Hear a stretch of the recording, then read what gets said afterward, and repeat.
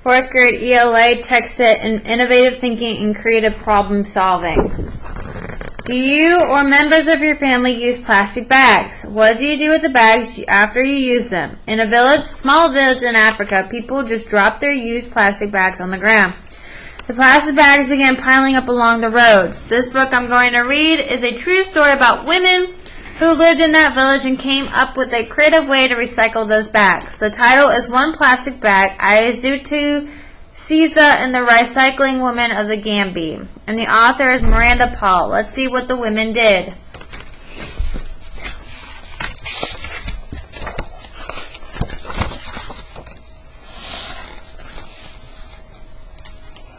Nairobi. Isutu walks with her chin frozen. Fat raindrops pelt her bare arms. Her face hides in the shadow of a palm leaf basket, and her neck stings with every step. Warm scents of burning wood and bubbling peanut stews drift past. Her village is close now. She lifts her nose to catch the smell. The basket tips. One fruit tumbles, then two, then 10. The basket breaks. Isutu kicks the dirt.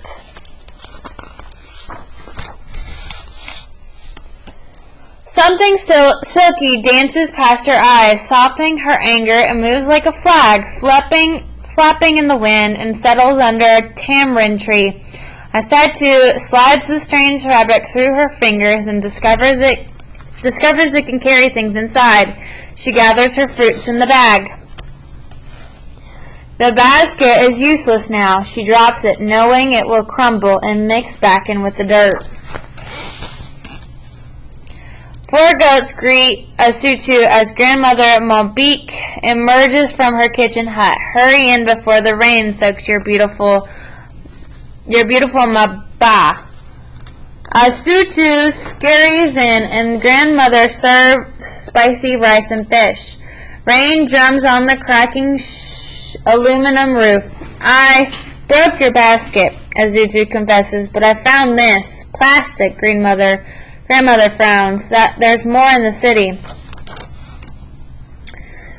Day after day, Isutu watches neighbors tote their bags in bright blue or black plastic bags. Children slurp water in a wanja from tiny holes poked in clean bags.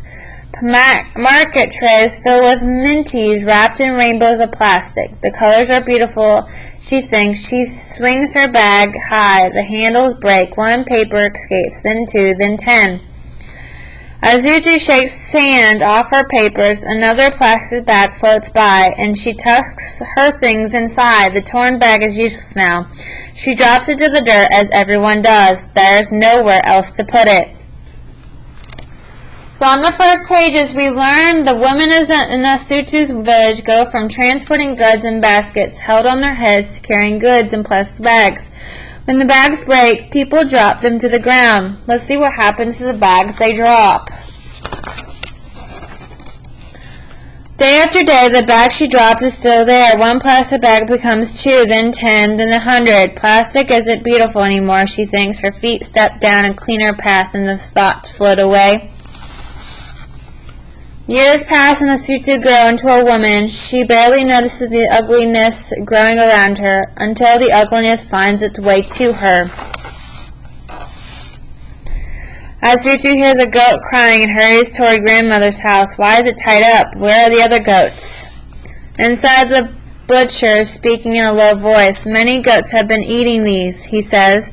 The bags twist around their insides and the animals cannot survive. Now 3 of your goats and so many other goats in the village have died. Grandmother Mobik's powerful shoulders sag. Isutu must be strong and do something, but what? Isutu's feet had led her to the old ugly road. A pile of garbage stands as wide as grandmother's cooking hut. Mosquitoes swarm near dirty pools of water alongside the pile. Smoke from burning plastic stings her nose. Her feet back away.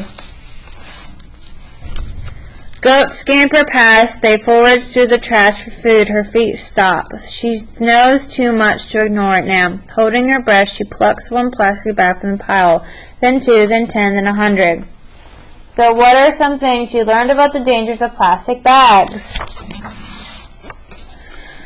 "What can we do?" Asutu asked her friends. "Let's watch them," said Fanny, pulling out Uma soap. Miriam grabs a bucket, and Inka fetches water from the well. Peggy finds clothespins, and they clip the wash bags on the line. As the bags dry, Asutu watches her sister crochet. "Can you teach me?" "Why, yes."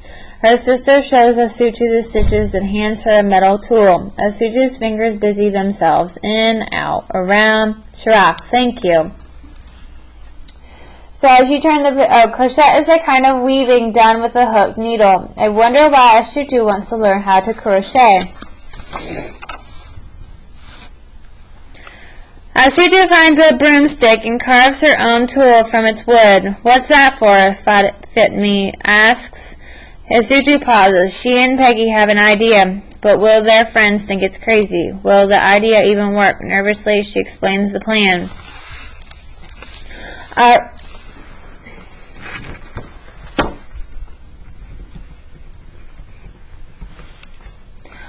Our friends agrees to help.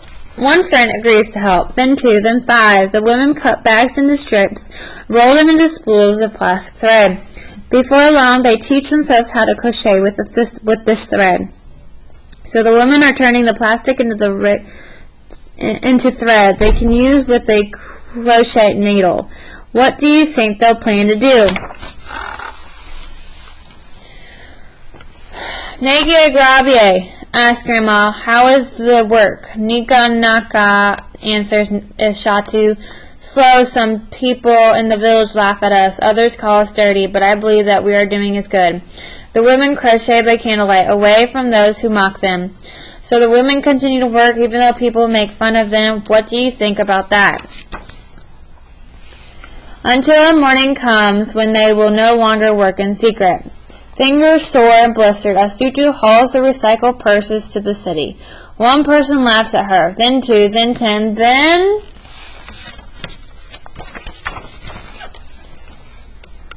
One woman lays Delasi coins on a table. She chews the purse and shows it to one friend, then two, then 10. Soon everyone wants one.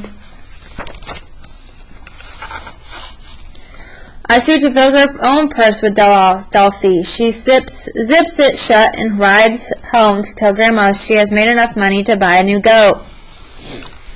When she passes by a rubbish, she smiles because it is smaller now. She tells herself one day it will be gone and my home will be beautiful. And one day it was.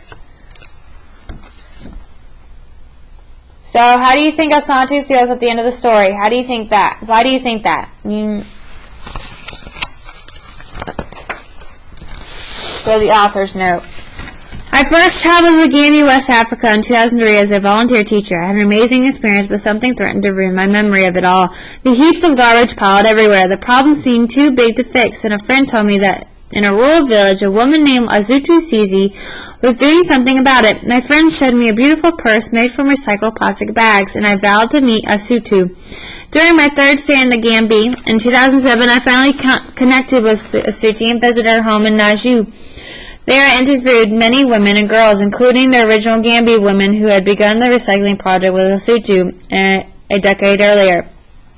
They shared past stories of dead livestock and strangled gardens and malaria outbreaks linked to the trash, but they also shared new stories of healthier families, better income, and increased self-confidence. Although I wasn't able to include all the details about the women and their project in this book, I believe the story I'd shaped captures their spirit and inspirational accomplishments. Today, Naju is much cleaner, the goats are healthier, and the gardens grow better. Residents from nearby towns travel there to learn the craft of recycling.